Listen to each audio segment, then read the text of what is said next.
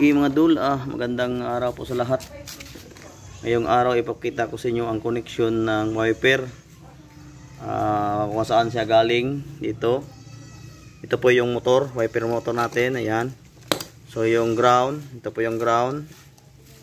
Yung wire dito sa papunta ng wiper mga dul ay apat lang, pang lima yung sa ground. So pwede ground, pwede na yan.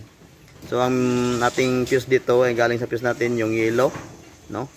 Galing sa fuse yan. Yung tatlo ito, yung sa interval at saka yung sa low at saka high, yan po yung lahat ay mga blue. Yung mayroon pong mga rebete yan, rebete pink or red or rebete white, and then yung solid blue.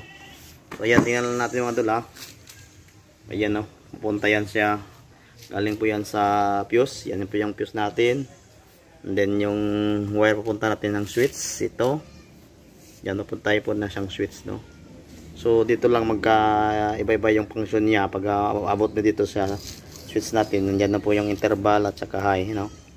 Sa combination switch, ito na po yung interval at saka high, no. Ayan, no.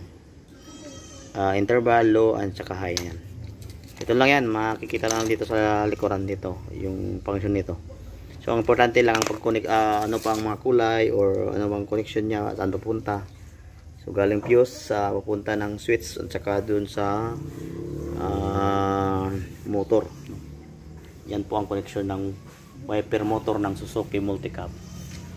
So yan lang po mga updates ngayon. Pakita ko sa inyo.